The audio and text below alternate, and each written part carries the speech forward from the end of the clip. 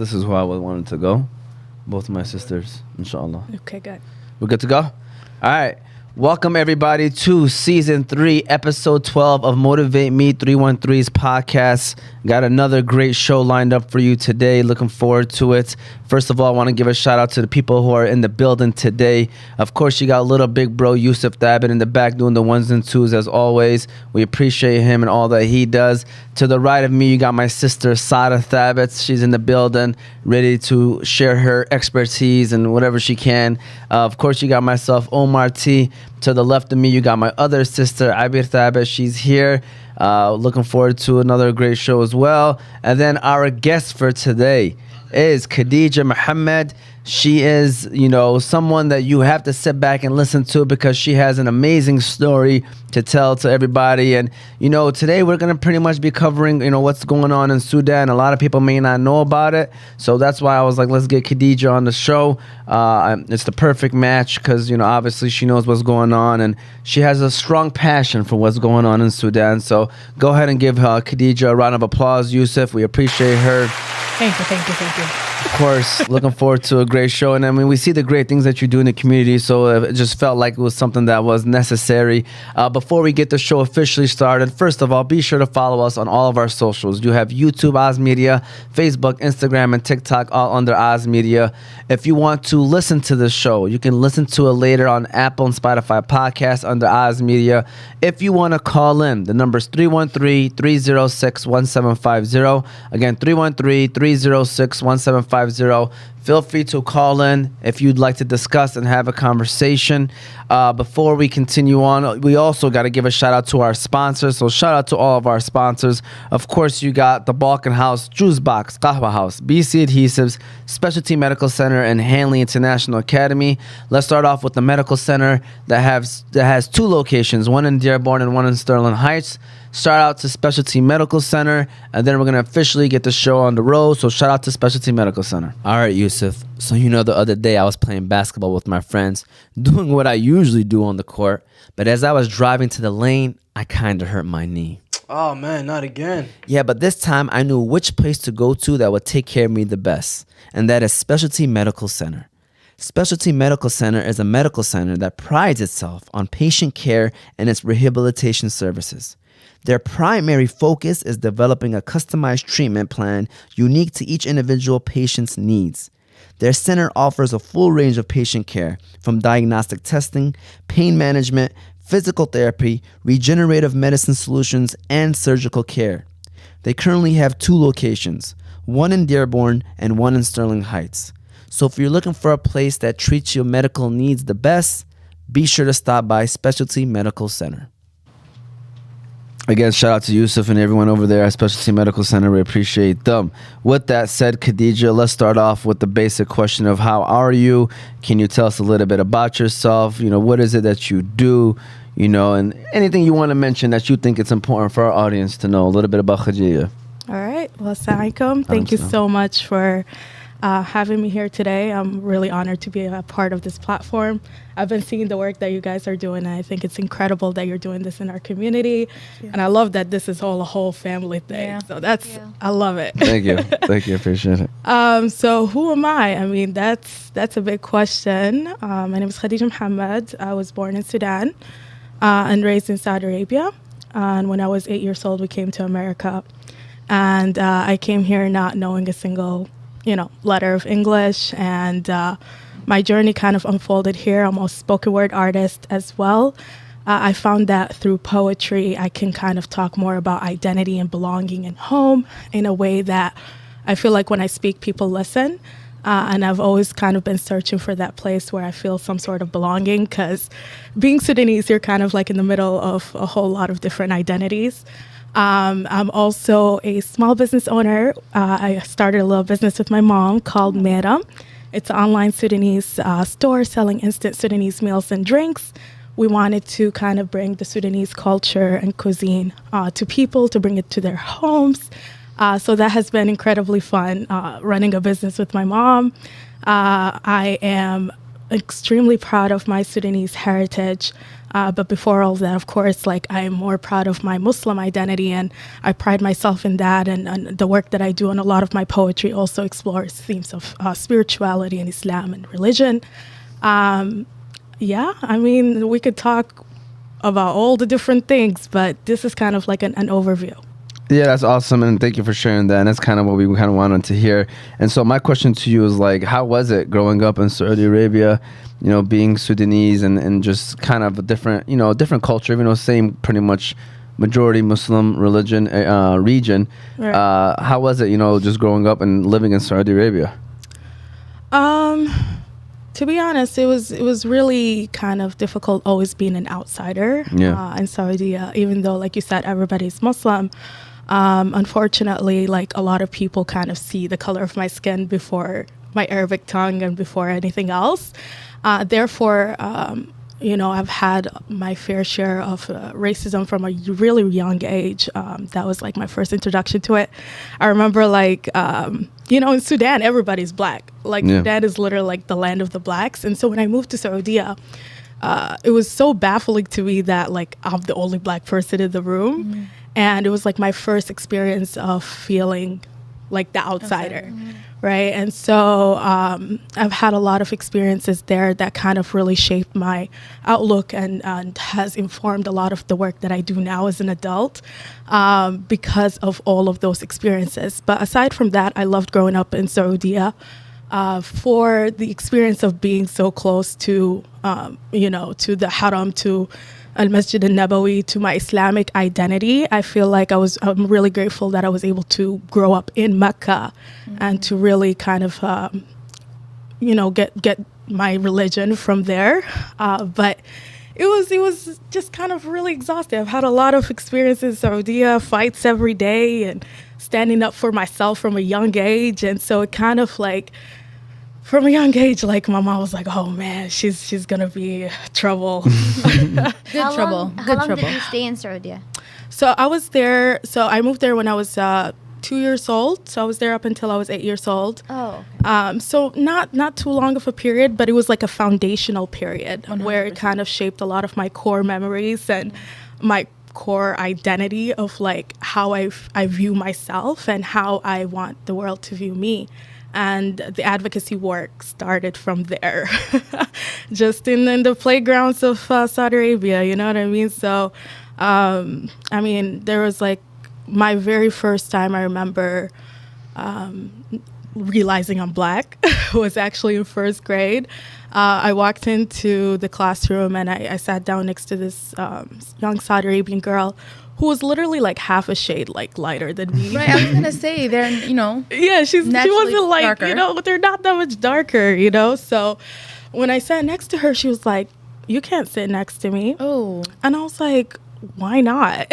She was like, "Inti soda, you're black," and I was like, "Pause, am I?" And so from that day, like, I kind of like realized for the first time, like, oh my God, I am different from these people around me. And it was really traumatic. Like I would go home and I would ask my mom, like, why am I this color? Like, why can't I be like everybody else? Because, you know, as a child, like, you just want to belong. You want to fit in. You want to fit in, exactly. And so, you know, my mom will be like, رَبَّنَا خَلَقَكَ كِدَا, like, Allah created you like this. And I'm like, but like, are you sure he created me like this? Like, I think I'm just dirty. And my mom would be like, oh, no. I know, it was really traumatizing. It took years of therapy, but alhamdulillah, we good. Alhamdulillah. And so I remember I would literally like try to scrub the color off of my skin because of just this one comment from this girl in first grade. And I just remember it so vividly. I remember how she looks like. I remember her name. Her name was Farah. And it's ironic because Farah, if you're out there, like, Farah, yeah, Farah, shame on you. Farah, I'm coming for you, girl. I'm out of you right now. That's right.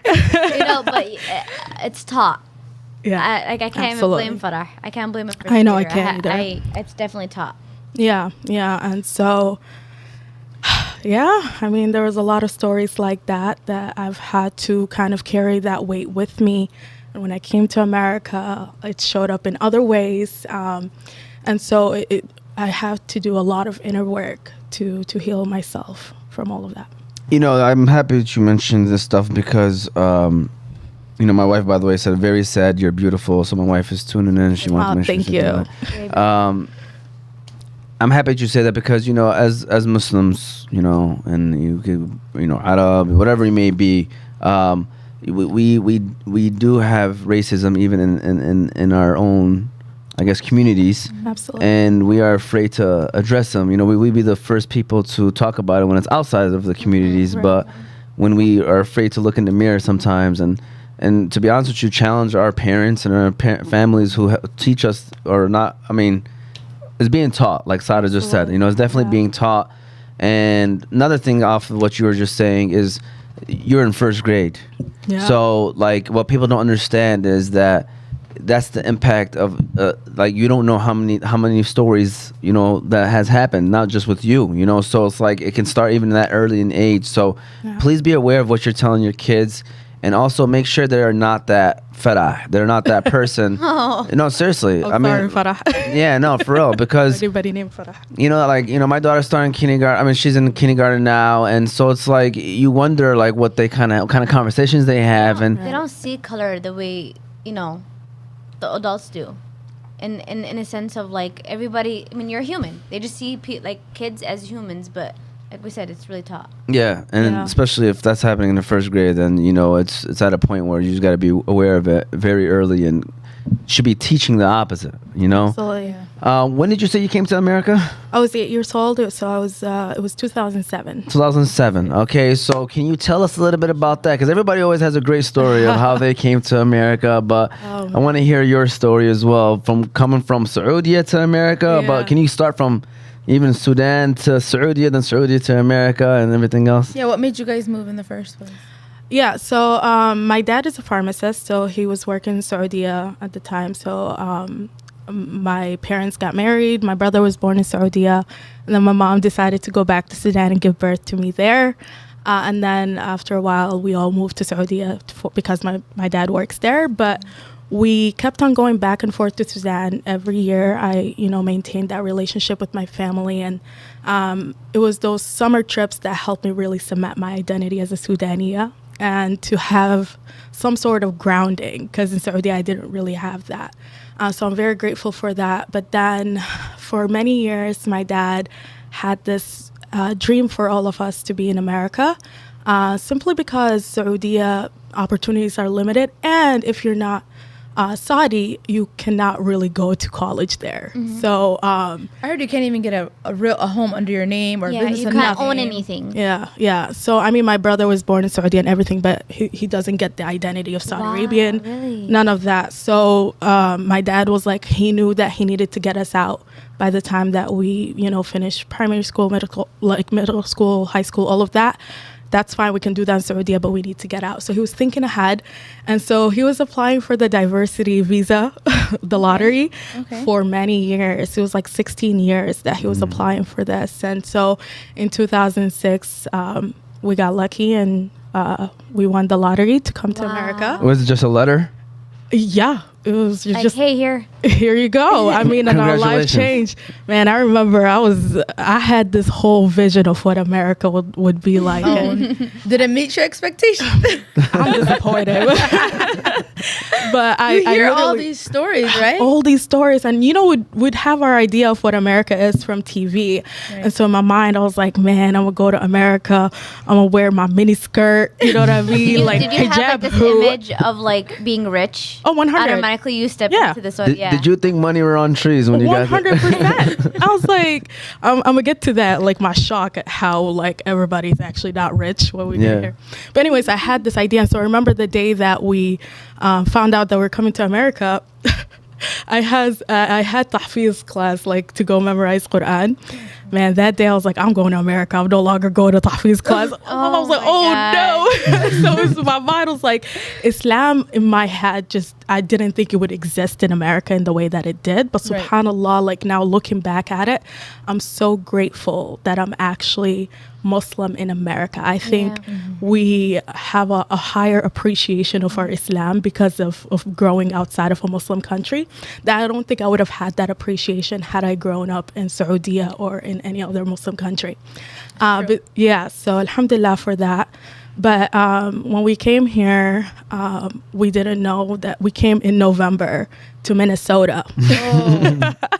We did not know that it was going to be like extremely cold. And so we went there because my uncle was hosting us and sponsoring us. And so we landed in Minnesota, and I saw snow for the first time. I saw people with blue eyes and blonde hair for the first time, and I was bamboozled. Like, I was so baffled by this. It was such a new concept for me. And I remember when we rolled up to my uncle's house, he lived in this like apartment complex. When I walked in, and as we were walking in, I was like, man, he has such a huge house. I thought the whole complex was his. God, that's so funny. Imagine my disappointment when we walked into a tiny little apartment. Just this little tiny. I'm like, this is it. He was like, yeah. I was You're like, where's my room? Oh, God. So it was literally me, my parents, and my brother living in one room for like an entire year. And it was during this time that, you know, we would just reflect on our time in America. None of us really spoke English like that. I come from a family of like poets and writers. So my dad and my mom and all of us would write poetry about how much we hate America and share it with each other. And then I could just imagine your dad was a pharmacist, and now like his degree doesn't really. Exactly. So he had to do his residency and all of that. So that took a while. And that is actually the reason that we ended up in Michigan, because my dad ended up doing his residency here. And so after a couple of years in Minnesota, he was like, you know, let's just move to Michigan. And we were so against it. I was like, oh man, like I love Minnesota. Like I have friends You here just got finally. used to it. Yeah. And So wait, how old were you when you moved to Michigan? I was 12. And for those that don't know, there's a great amount of Sudani and Somali. There's a lot of Somalis. Somali, okay. Sudanese, not so much. Okay. It was a whole lot of Somalis. I used to get really mad that people would think I'm Somali though, because we were like, no, we're not the same. Somalis, I don't know if you know, Somalis like do not claim Arabness at all. Like they're Really? No, not at all. So they were like totally different, and I'm like, no, I'm a Sudania. You know, and Somalis are like, nah. So it was a really interesting experience growing up in Minnesota because of that diversity that existed just within my school. I was grateful for that though, like that I was surrounded by Muslims still. But to be honest with you, like I'm so grateful for coming to Michigan. The community that I found here is unmatched. I think we take our Michigan Muslim community for granted. We have an excellent community here, alhamdulillah. So again, all of these things like kind of happened. It seemed so on accident, but it was so perfectly orchestrated. And also all under 12, like that's a lot of change. Yeah, and for someone who's still trying to find their identity. Right. An interesting fact, actually, I went to a different school every year until high school. Like I was never actually at the same school. So do you think that's a blessing, or do you think that like hindered you? Like what do you think? Before you give your answer, my brother Zach, who's an 11th grader, and I said I'm going to ask this to the panel on Saturday. We have the youth show on Saturday with the younger fellas. And he was like, I think every kid should go to 4 different high schools, all 4 years of high school. I looked at him. I was like, that's another one of those. We're going to have to discuss this. Let's talk about I'm going to save it to the show. I was like, I'm not even going to get into it with you, but I just wanted to throw that out there. From my perspective, I think it was definitely challenging. It builds character though. Yeah, like I can 100% like shift and mold and fit into every space. And I used to really like pride myself in being a chameleon. Like I can fit into like whatever group Like of a start friends. fresh. Yeah, but as I grew older, that got so exhausting. Yes. And I kind of lost myself in the sauce. Like I'm like, who am I actually? Because I can literally mirror whoever I'm talking to. So again, that was more of a more recent thing that I had to go through this journey of actually cementing who I am, Right. and not molding myself so much to try to fit in, because I spent many years trying to do that and it just never worked. And I don't think I will fit in. And I think it's okay not to fit in. 100%. I think that's the conclusion that I came to after all of these years, after all these tears, after all of these conversations. Like my mom would continuously remind me, like, Khadija, you know, you keep trying to fit in with these people, because I was always the only black person in my friend groups, like amongst And you don't Daisies have and Arabs. sisters. I do have a younger sister. Okay, but there's a huge there's an age gap. She wasn't there while you were growing up. Yeah, so it was just, me against the world. And but my mom would try to instill in me that, like, you're not gonna fit in and it's okay. And I was like, no, mama, like, I will fit in with these people. And she was like, no, you won't, Khadija. And it took so much pain to, like, actually finally just accept that. I'm like, oh, fine, you're right, mama. Like, let me just Be yourself. be myself. It is what it is. And then, I mean, that's like, obviously yours was, a lot more intense, but a lot of people, obviously, when they're younger, go through that of like trying to find themselves. But, Yeah. it's part of, growing up and part of being a younger person. And, Yeah. but, when do you feel like that it hits you? Like, at what age do you feel like it was like, all right, I'm gonna accept this? I'm Khadega, and no matter what. Man. Was it after high school? Yeah, definitely. I think it was literally like 2 years ago, like where I was like, man, never mind. I'm burnt out. Took a minute. I think it was 2 years ago because I finally decided to go to therapy, which is something that I think we need to talk a lot more about, like therapy and just mental health. And I didn't realize that I was carrying a lot of trauma and wounds that I just never really unpacked. And through therapy, I was able to kind of more understand everything that I've been through, acknowledge that, and like release that so that I can actually be okay being in my own body. You know what I mean? I was always looking for something outside of me. So it's a more recent thing, and it's an ongoing thing. For sure. I think I'm still going through it. I put a lot of pressure on myself, but I have to consistently remind myself, like, I'm not that old. I'm like 24. Like, you know what I mean? I've been through so much, but like, I feel like I just, I felt like I had all these expectations to live up to and the certain image that I needed to uphold. And it's just too much. It's absolutely Do you feel too like much. sometimes you carry Sudan on your back? Yes. Yeah. So let's transition because that's what we wanted to talk about. So, Sudan, for those that like actually read into the news, has actually been on the news, and it's been on the news now for a while. And I'm just going to read two things that I recently ran into today that was by the WHO, the World Health Organization, that they posted literally today. All right. And one of the quotes, this was from the regional emergency director from WHO, said, I've been in humanitarian work for 30 years now, and I rarely use the word catastrophic, but I am using it for two emergencies right now, Gaza and Sudan. And then the second thing was, WHO is very concerned about cholera in Sudan. We have a lot of work to do in response to the serious outbreak, and for what we need access and we need funds. So basically, there's some catastrophic things happening right now in Sudan, and that is just one thing, the cholera outbreak. Can you give us like a quick synopsis of like some of the things that the Sudanese people right now are facing? And I guess we'll go from there. So let's start off with that. Sure. I mean, this thing that Sudan is going through has been going on for a long time. In 2019, we had a revolution and we overthrew Omar al-Bashir, who was a dictator for 30 years. So the Sudani people were successful in doing that. It was a military dictatorship, and so we wanted a civilian-led government. And so we did have somebody in place. His name is Hamdok. And during that time, there was like agreements between the military and Hamdok to transition this power into a civilian-led government. But unfortunately, the military turned on Hamdok and tried to overthrow him. And so Hamdok stepped down. And so after he stepped down, there is now a power vacuum. And so there's these two military groups. There is the Sudan military, and then there's another group called Al-Janjaweed, which literally stands for Demons on Horseback.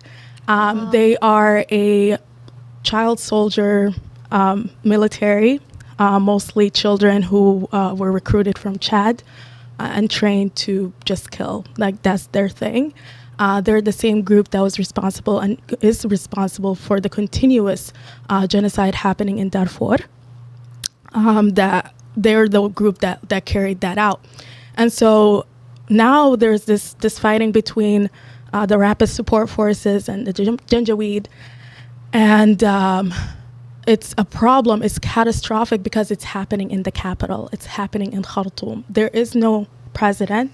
There is nobody to protect the Sudanese people from these malicious occupations and powers. And it's just extremely chaotic because Khartoum is the most densely populated city with 10 to 12 million people who are there. And because of all of this violence, millions have been displaced from Khartoum, including my own family. My family is from Khartoum, but were forced out of their homes because these soldiers are going into people's homes and kicking them out because they're like, this is ours now. There's nobody to protect you. Either you leave or we kill you. And so my family was forced to leave to Egypt, to Rwanda, to Ethiopia. And so it's a very heartbreaking situation because almost all of the hospitals have been bombed and demolished in Khartoum. There is no place for women to give birth. There is no place for those injured to get help. There is just nothing for the Sudani people. There is no food. There is no economy. What is their motive? Just to take over and end? That's it. It's just a power thing. It's two groups who are just power hungry at the expense of the Sudani people. And like I said, nobody is assisting the Sudanese people, the civilians. It's not in the media. Rarely. You said that it doesn't get enough. I mean, definitely doesn't get enough. I'm talking about. I was just saying like the ones that actually, especially like the Muslim people who are like looking into like what's going. Like I kind of had an idea of it, you know. Yeah. But for sure, mainstream media, you don't hear anything about. Not at all. And I mean, Zero. we're used to that. Rarely do African countries ever get media coverage. I mean, let's just be honest. Yeah. It's true. When it's a black victim, it's not really a story worthy of telling, unfortunately. And so we just pray. We just pray. I think it's a situation that nobody really has a solution to. And our country is just slowly just being erased. And no one can do anything about it. And like even on the floor, you don't see people have the opportunity with the social media or whatever. Like I feel like it doesn't. Even the people themselves don't have the opportunity to showcase what's happening. Exactly. You know, so Yeah. it's like kind of swept under the rug unless you have family there or you have people that you know that you're communicating with. Yeah. And a lot of people, because it can continue until it can literally be done. exactly. And I think a lot of people have lost hope. I think when you see that your country is just being demolished in front of your eyes and nobody from the outside world is supporting you, there's no aid, there is no way to fight back. I mean, like, they don't have weapons. Like, it's just people, it's civilians. You lose hope, and when you lose hope, you kind of just want to find an out. And so people are just evacuating Sudan. So the army of Sudan is not as strong as, I forgot what The Janjaweed? Yeah. So like, is that the case? Are they like outnumbered? I mean, it's the army themselves is not for the Sudani people. Oh, okay. Yeah, it's they're fighting for power, both sides, But don't care. but don't care about the people. Yeah. Yeah, I was so gonna it say, doesn't make sense. The army itself is one that turned their back against. They turned their back on the people, the Sudani people. Yeah, but like they just basically like one has rules that they want to follow and the other one has rules that they want to follow, and they just whoever they could take down first is going to take over, basically. Essentially, but there will be no country to take over. for sure. Oh. It's also like if you know, and when you're in charge, basically they think that they have the money, they'll get Right. Right. If you were to poll the Sudanese people, who would rather have as leaders of the country? Would they rather have like the army taking over, or would they rather have Neither of them? They Absolutely wanted a neither. people-led government. Because this army is the same army that continued to oppress people for 30 years during the dictatorship of Umar al-Bashir. They're the same perpetrators. So Sudani people don't want anything to do with a military power holding people. We want a civilian government that is democratic and peaceful. We are not looking to be ruled by militaries and by force. That is not what we are looking for. Absolutely. And just people can know facts. You know, how many Sudanese people are considered Muslim? Is it 100% or? It's a large majority. There is a lot of non-Muslim Sudanese as well. We have a variety of different religions. People don't understand how diverse Sudan is. Okay. There's so many different groups. There's many different languages that are spoken there. Of course, Arabic is like the government language for North Sudan, but we have Nubian, we have a variety of different languages that people speak. You would find a lot of Sudani families speak multiple languages. There's a lot of different religions as well. So it's a really, really diverse country. And do you want to touch on also some of like the diseases that are being spread now also? And I know that's something that's, I guess, it's Devastating. Yeah, it's devastating the country as well. Yeah. I mean, that is unfortunately expected to happen when there is no military, there is no hospitals, there's no aid being able to enter the country. It's unsanitary. So I did a lot of work with SAPA, which is the Sudanese American Physicians Association.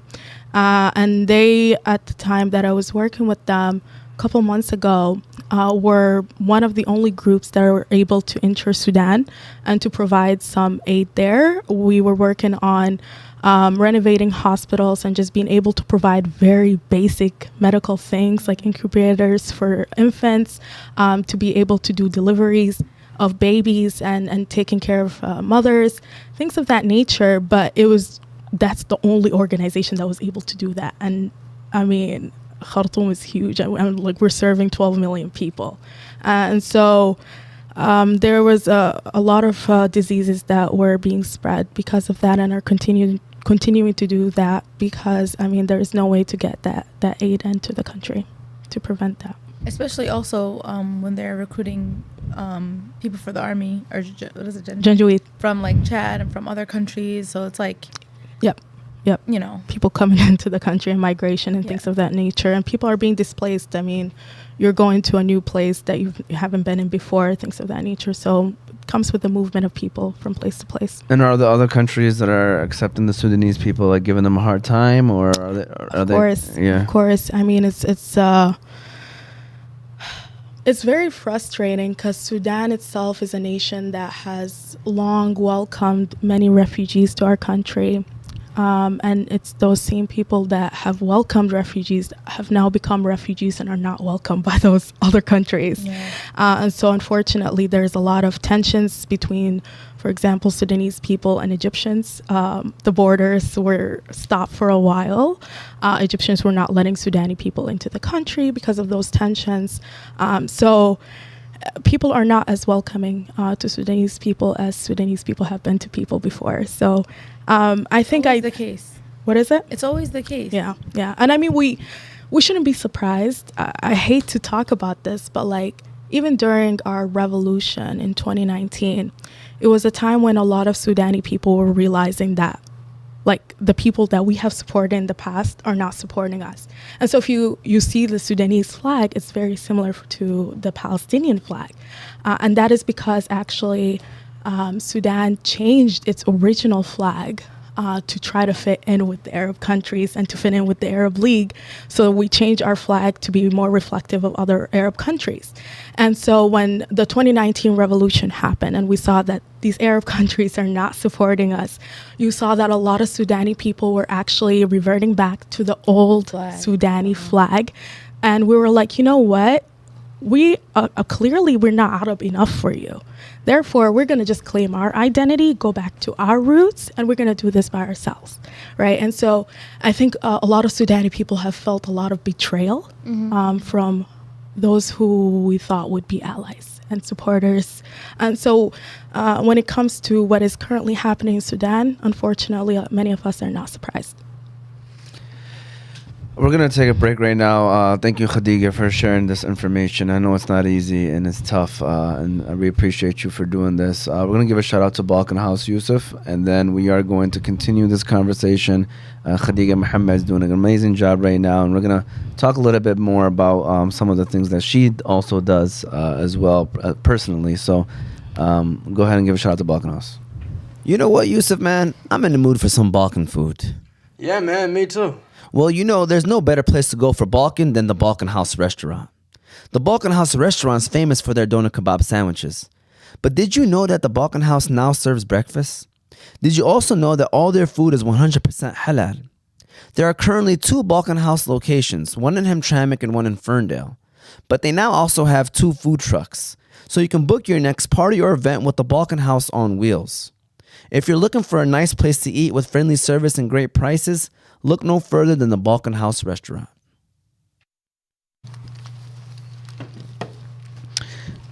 All right, so we just had Khadega talk about basically some of the things that are happening in Sudan. I know you kind of touched on this earlier, but if you can tell us a little bit more about this spoken word poetry that you were talking about. I want to say that's how I knew of you. Oh, for was real? through your spoken word. So. Yeah, so Mashallah. we like to hear something of that nature. And I mean, you don't have to give us an example of anything unless you want to, but feel free to tell us a little bit what made you get into that. Sure thing. So, I mean, I think I mentioned a little bit earlier, I come from a very artistic family of poets and singers and musicians. My uncle is one of the top singers in Sudan. His name's Abdelgader Salem. My dad is an author and a writer and a poet, my mother as well. But I didn't learn this until later on when I decided I wanted to compete in this competition called MIST. If you haven't heard of it, it's the Muslim Interscholastic Tournament. It's a high school competition. It's a competition for high schoolers in a variety of different things. So my brother is 2 years older than me, and ever since we were younger, we've always had a lot of competition. Mm-hmm. And so I remember my first experiences with poetry and writing was actually when I was 5 years old or 6 years old. I wrote a poem to my mom. It was in Arabic. And so I recited this poem to her, and I thought it was fire. And then my brother decided to also write a poem. And he's 2 years older than me, so of course his writing was better. And so he performed this poem to my mom, and my mom was like, "Oh, Habibi Mohammed, oh, shukran." She didn't hype me up like that. Mohammed and Khadega. Yeah. So she didn't really hype me up like I wanted to. And so from there, the seed was planted. I was like, all I want to do is just be better than my brother. And so when, this competition rolled around, my brother was in high school before me, and he competed in spoken word. And so I didn't know what spoken word was. But when I entered high school, I was like, I'm just going to compete against him, and I just want to win. And so I went on YouTube. I was like, what is spoken word poetry? I came across button poetry on YouTube. I heard a bunch of different videos and performances. I'm like, this is kind of cool. And so I wrote a poem, and with MIST, they have a theme every year. So the theme was generosity. And so I performed after my brother. So from each team, you have two competitors. And so it was me and my brother for our school. And so, my brother went on stage and performed. It was like, Mo, that's his nickname. So everybody was hyping him up. I was like, oh, y'all just wait. And so he finished performing, and then it was my turn, and I go on stage, and it was my first time performing poetry.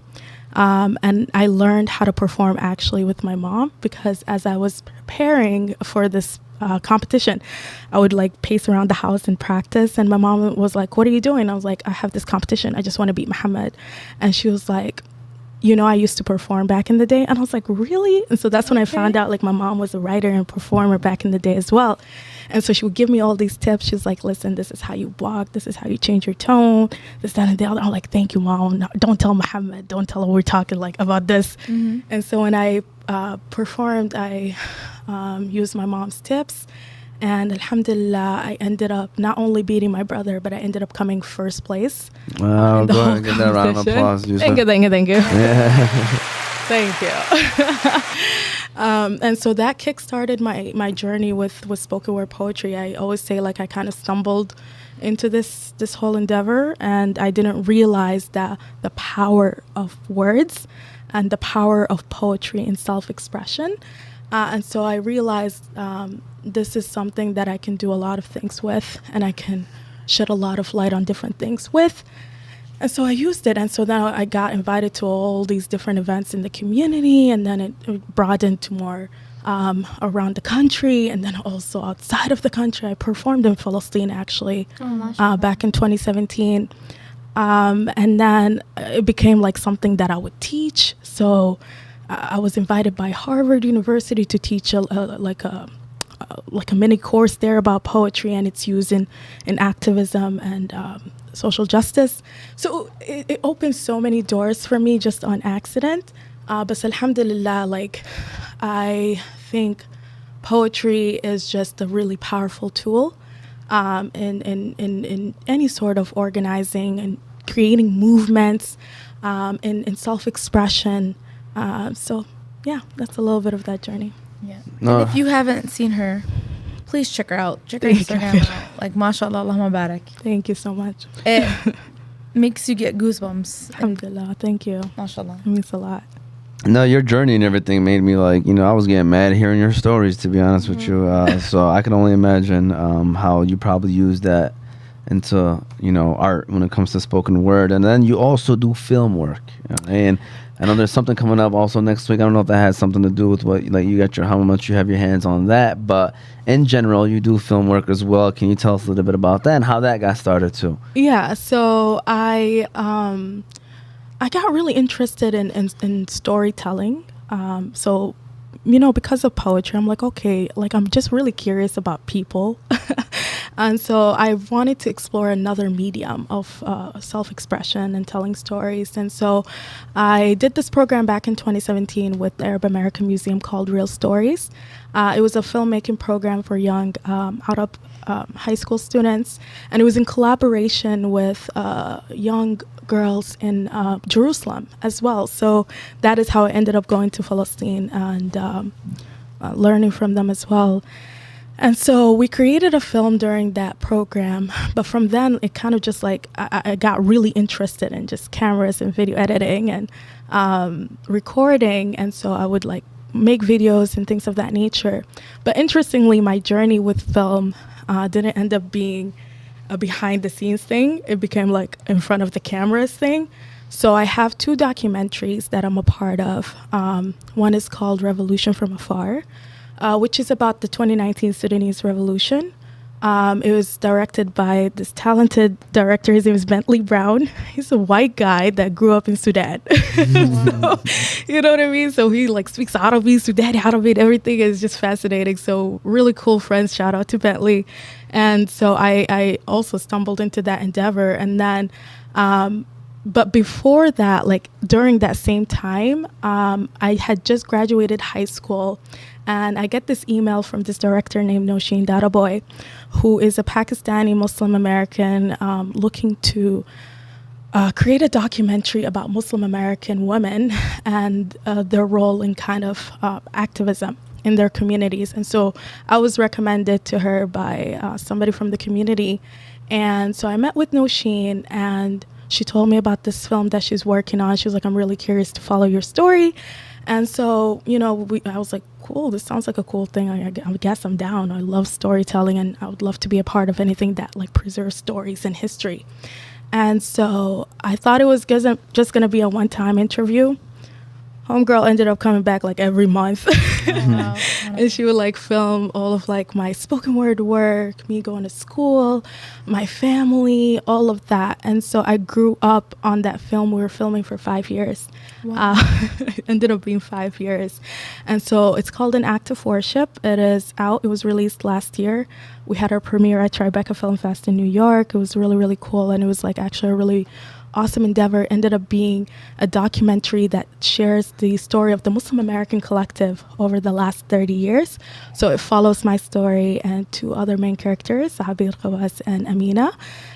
So it's a really cool documentary. And so my journey with that, like I wanted to be behind the scenes and behind the camera, but ended up being me kind of being in these documentaries and in these... Like you wanted to tell the story, but then you were the story. I was the story. Main character energy. Yeah. What can I say? Yeah.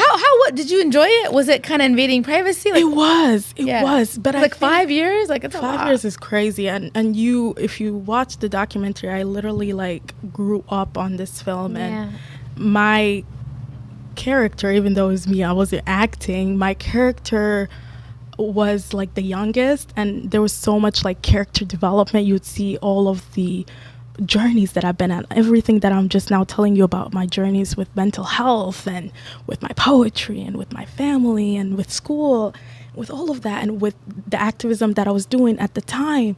So it's a very raw story that shares kind of my narrative from the angle of videos and cinema. So it's yeah, so it ended up being something different than what I had originally intended. But I'm extremely grateful for that, because these documentaries are just, I think, are really crucial to preserving our story here in America. I think it's really important for all of us to be the authors of our own stories, so that nobody else like tells the story for us. So I agreed to be a part of those films because of that. I think it's bigger than myself. And I also think it's really important to have representation of people that look like me.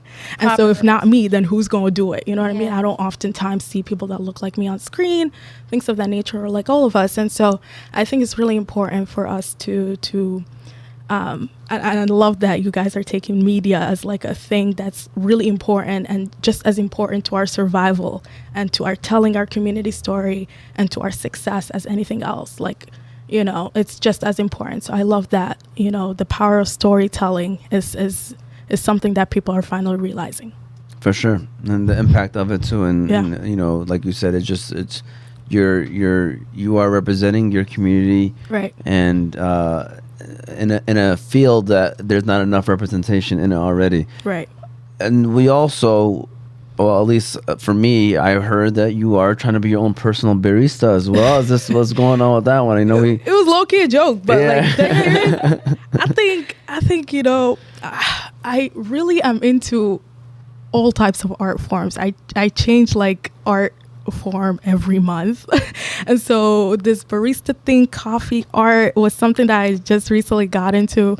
I just got an espresso machine and I thought I was a barista. Like Hey, what I've noticed, the common, you know, theme of your life is it starts off small and then that's it. That's what I'm saying. And actually, grows. I love that you said that, because I think that's how I just lead my life, with just like, why not? You know what I mean? Why not try this thing? And so, subhanAllah, you never know what that thing could end up becoming. And I think, especially for young people who are still finding themselves, I think it's a really good thing to just experiment. Mm-hmm. Take everything as if it's like a little project. You know what I mean? There's nothing really to lose. If you won't know what you're good at if you don't try it. And so I've been in a variety of different things. I mean, I was like, man, I want to be a banker at some point in my life. So I did. And then I was like, okay, I want to kind of be in government at some point in my life. So I was. And so I wanted to be in film. So I did it. So I think it's something that you should always pursue, these things that you're interested in doing, because there is a reason that like you're inspired to do that. Right. So you should pursue it. For sure. Yeah. Well, there you go. Shout out to Khadega. She's given us some great insight. We want to give one more shout out to one more sponsor, and that is Juicebox. You know, we were talking about Hakeem a little earlier today. So shout out to Juicebox and Hakeem and everybody over there in Hamtramck. And then we're going to wrap up these last few questions with Khadega and even get some motivation from her as well. If you haven't been motivated already, she's going to give you one specific one as well. So shout out to Juicebox. All right, Yusuf, I want you to envision this with me, okay? Imagine you just had a long day at work and all you want is a nice, cool, refreshing drink to top it all off. Do you know where you stop by at, Yusuf? It's got to be Juicebox. It's definitely Juicebox. If you're looking for a place with the best smoothies, milkshakes, ice cream, cereal bars, and slushies, then Juicebox is your one-stop shop. You can try things like their Biscoff or Nutella shakes, crepes, watermelon blast, strawberry burst, or mango smoothies. And if you're looking for a place to hang out, they have a comfortable outdoor patio/courtyard area that you and your friends can enjoy while trying those delicious drinks. So be sure to stop by Juicebox. They have a Hamtramck location right there on Joseph Campo, with more locations coming soon. You'll be sure to leave there with a big smile on your face. You'll also be able to order your drinks from the new Juicebox app, which will also be coming soon. It will be downloadable on all of your smartphone devices. All right, so Khadija. All right, we want to make sure we get that correct.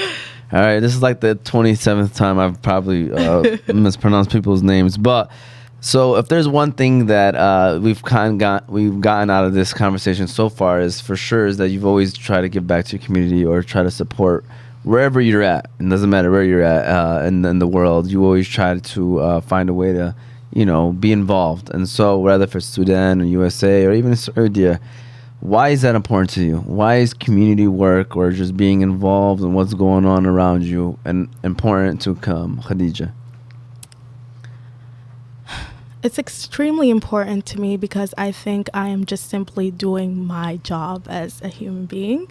I think all of us have this responsibility to take care of one another, to be good to each other. And so I'm not doing anything exceptional, right? I think this is just how I want everybody to lead their lives, just assisting in where they can, to be of support of one another. And this is something that our faith teaches us. Like, we're all one ummah, we're all a part of one body, and if one part hurts, then the rest of the body should hurt. And so I'm not doing anything but embodying those Islamic principles.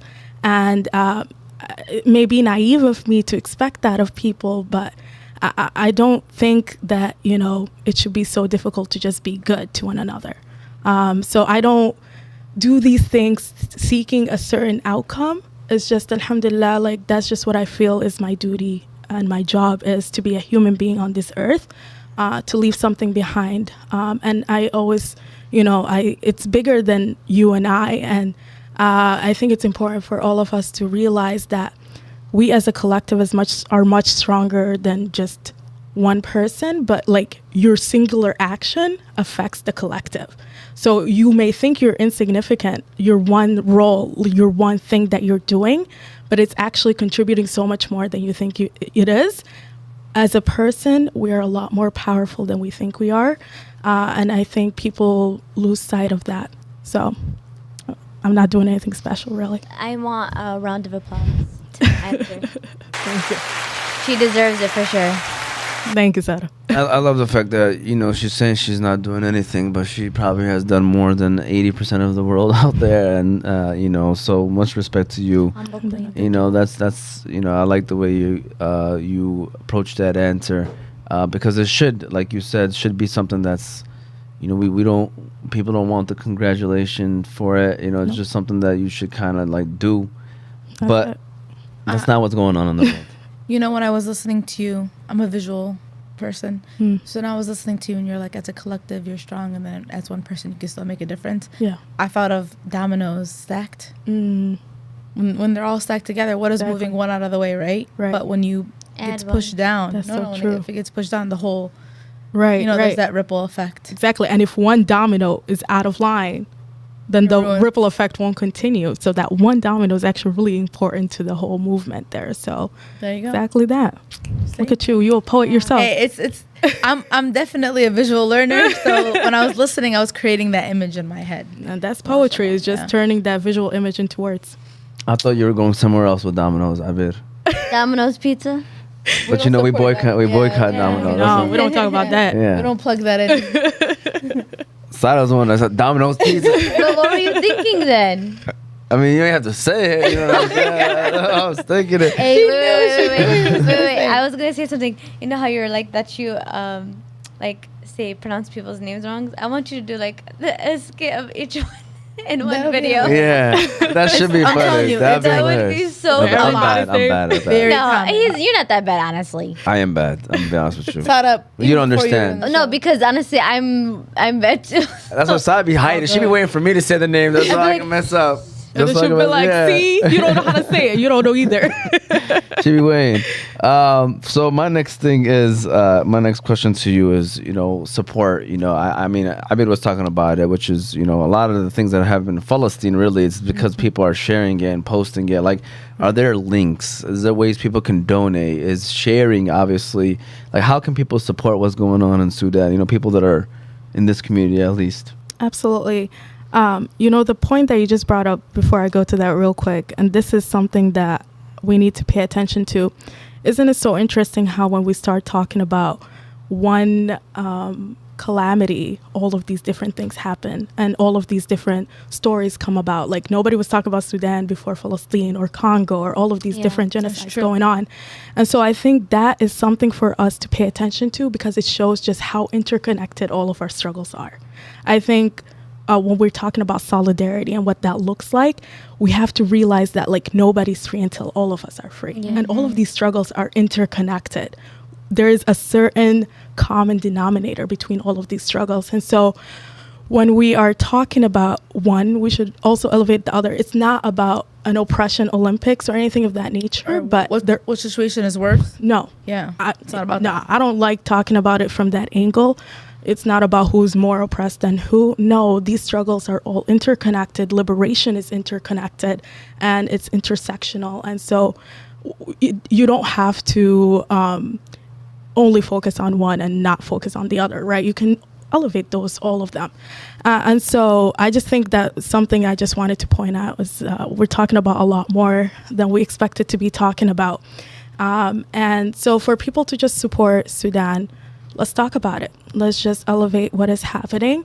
Of course, you can support organizations like the Sudanese American Physicians Association, which is a reputable organization working on the ground to provide that aid. Share it out. And let's not forget the power of dua as well. I think we all say like, yeah, I'm gonna make dua for people, but like, do you actually like raise your hands and make dua for the people? I think we need to just be more intentional about actually making dua and not losing sight of just how powerful of a tool it is. For sure. MashaAllah. Listen, I love everything you've been saying so far today. You've done an awesome job, Khadija. So you know, I really do. You are right about that part too, about the making dua part. I mean, a lot of people say it. Even I can sometimes. I'm gonna be honest with you. Like you go sully, then you kind of forget, right? And then you know you move on to the next thing that's happening in your life. So being intentional is very important. This is where we lead to like the Motivate Me 313 minute. Typically, this might be the clip that we pull out. And post it so people can know that, you know, hey, we went live with Khadija and this is kind of what we talked about. And so with that said, you know, my question to you is very simple. You know, if you can talk and speak to all the people in Sudan, even the people that have already migrated to another country, what message would you want to tell the Sudanese people? Be patient, have steadfast hope and firm belief that we will rise again, inshallah, like we always do. And this too shall pass, inshallah. And may Allah protect the Sudani people. May Allah protect all of you, liberate you, and return our Sudan to how it was and even better, inshallah.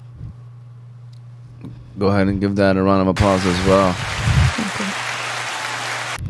I have a question for you, Khadija, and you don't have to answer this if you don't want to.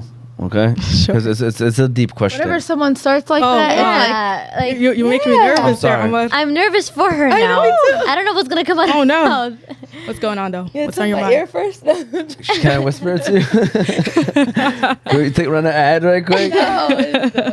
No, all jokes aside, because you were talking about something and it hit me, and I really do want to hear your thoughts on it. And again, if you don't want to share, you don't have to. But Sure. you mentioned that, you know, let's be honest, when it comes to situations in Africa, when it comes to black people, you know, the story is not important. And if like that right there is very deep, and I know that's like a whole show in of itself. And I believe it's true, by the way. I agree with you 100%. Just, you know, you don't believe us, just look at history. You know what I'm saying? So my question to you is, if you were to like talk to your, inshallah, future child, inshallah, if that's something that you'd want, what would you tell them? Like, what's like a behind the scenes? What's like a, yeah, like what's like my future? Yeah, like what's a behind the scenes like conversation that you would have with your future child? That's heavy. I know. And I was gonna, like, it hit me as soon as you made that comment, and I was kind of like gauging where this conversation was going, if I could squeeze it in. Yeah. But I figured I'd ask you this before we head it out and before we close out this show. I guess if it's easier for you to answer it in a way of what would you have told yourself Right. Yeah. as a child, yeah, that's might probably be. yeah. whenever you're ready. I'm sorry. That is a heavy question because it's something that I think about, that, and it's interesting because, you know, for example, my brother, when he got married, and when he was speaking with his potential wife, as they were getting to know each other, he was like, you realize, like, we're gonna have black kids, right? And she was like, she's Egyptian, by the way, so she's not black.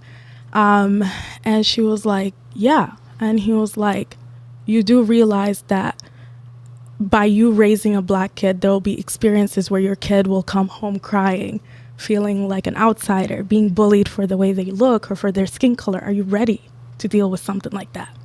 And if you're not, I completely understand. It's a difficult thing to be in. And if you're looking for a way out right now, I don't blame you. And so she was like, no, of course, like, I'm in. And so from that conversation that, you know, they were having, I thought about it for myself. I was like, oh man, like, I'm gonna have black kids, and I'm gonna be in that position where my daughter or my son might come home just crying like, mama, like, why are kids so mean to me because of just the way I look? And it broke my heart that I had to think about that. I think oftentimes I would like to believe that we live in a world where I don't have to always be constantly talking about skin color and race. I'm tired of talking about it. I don't want to. And oftentimes I actually forget I'm black until like situations like that happen where it's brought to the surface and I have to address it. And I don't want to be the person to address it, but I have to.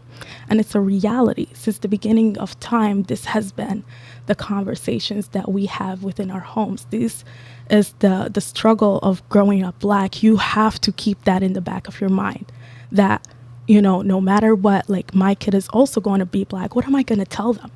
And so the advice that I just think that I would instill in my daughter or my son, but especially my daughter, that, you know, the world will try to have you to hate your skin color, to hate yourself, to not think that you are beautiful, to never ever think that you are the standard of what beauty should look like, but you are beautiful.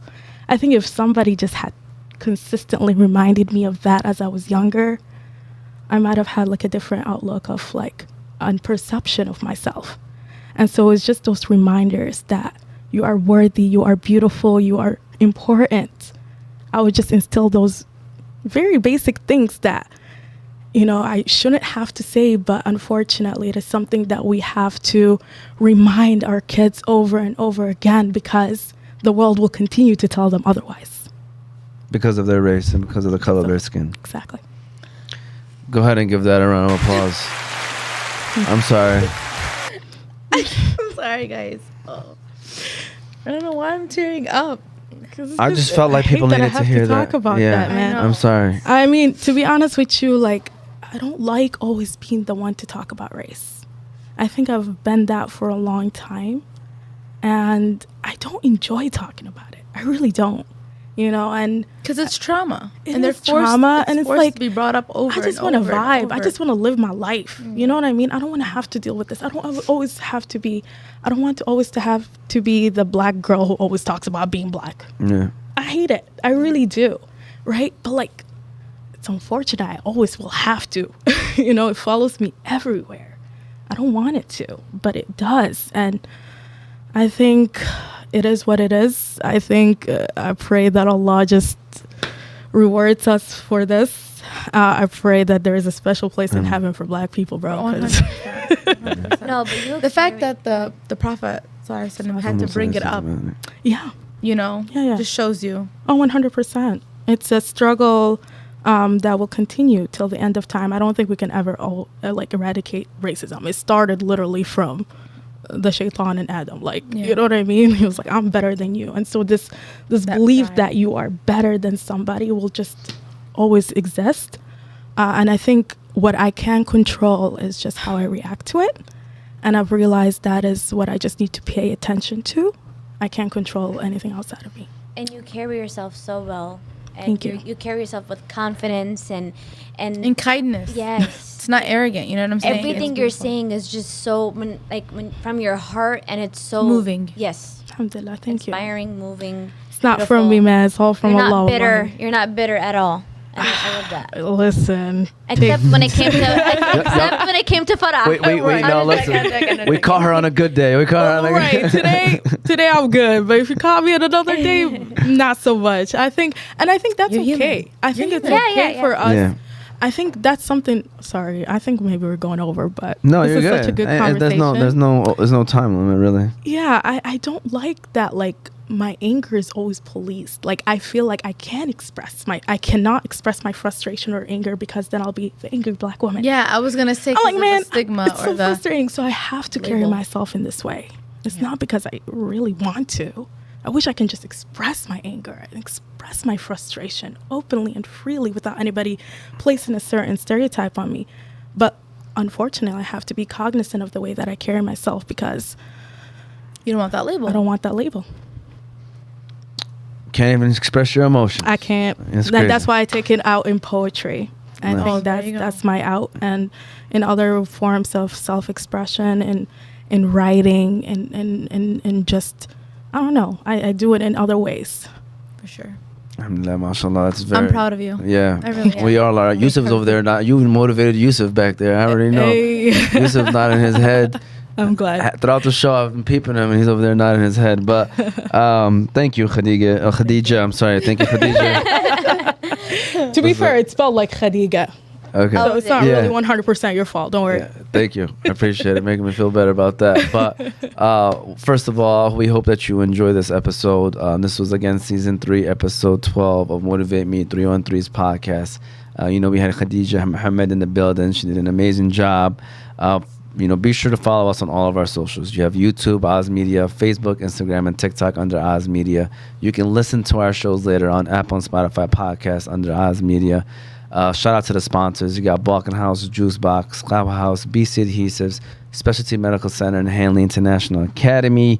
This is the time where we give our final words and final comments. We'll start from right to left side. Any final words and final comments? Thank you for educating us. Thank you for enlightening us with your amazing. I feel like I'm low. Yeah, because remember, I got to be pointing at you. With But your amazing mind. It was nice Thank you. meeting you. And hopefully I'll see you soon. Inshallah. I bet any final words, final comments? You are literally one of the strongest women that I've ever met. Yeah. Thank you. Seriously. Allahumma barak, and inshallah, anything that sparks you will turn into a huge flame. Inshallah. ya Rab. Thank you. And she's young too, and mashallah, like she got everything in front of you. You have everything in front of you, and I can't wait to see, what's the Wonderful future thing. holds. Yeah, Inshallah. ya Rab. and inshallah, and just following you and seeing the great things that you do, and at a young age, you didn't even know you were that young. So it's like now, it's like mashallah, like we're gonna, eventually see that growth happen, inshallah, over time. Any final words? By the way, let people know how people can follow you as well, if you want to include that. But any final words and final comments you want to make? Yeah, thank you to all of you for creating this space for myself and for everybody to be able to come on here and have these conversations that need to be had in our communities. I think you're doing incredible work. May Allah continue to bless this endeavor. I really foresee it becoming like a huge thing. So I'm super proud of all of you, and I feel incredibly honored and privileged to be here today. And thank you to all of you for tuning in as well. You can follow me on Instagram at the Khadega Mo. Khadija spelled like Khadega. Khadegamo. The Khadega Mo. You can also follow and check out our website, mayrum.co, mayrum.co. This is where you can try out your Sudani food and get a little experience of Sudan in your own home. So thank you. Is there a good Sudanese population here in Michigan? There really is, but they're mostly in Flint. Okay. But we're here Yes, too. we are in Flint. Okay. Yeah, we're scattered, but we're here, and I think We have cousins in Flint. what is it? We have cousins in Flint. Oh, for real? Yeah. a lot of Oh, them. that's Are all you- Sudanese. Do you know the Al Bashir family? Yeah, that's my homies. Yeah. like- Shout out to them. Shout out. yeah, shout out to Al Shout out to Bashir. Zainab, my Twicker. Shout out to Ella. Love you. Shout out to Ibtihaj. Shout out to Ridwan. Yep. They y'all better not forget anybody now. because Yeah, right. y'all- The whole Shout fam. The whole fam. Y'all forget We love somebody. Shout our out to Al Bashir. Isra Al Bashir. Yeah. Special shout out. There you go. There you go. Well, we hope that you enjoyed this episode. We'll be back, inshallah, next week. Be safe. It's getting cold out there, so be warm. And don't forget to share and with the especially the stuff that's needs to be put out there, especially what's going on with Palestine and Sudan and a bunch of other places, to be honest with you. So be sure to share and raise awareness. Thank you all for tuning in, and we'll see you all next week.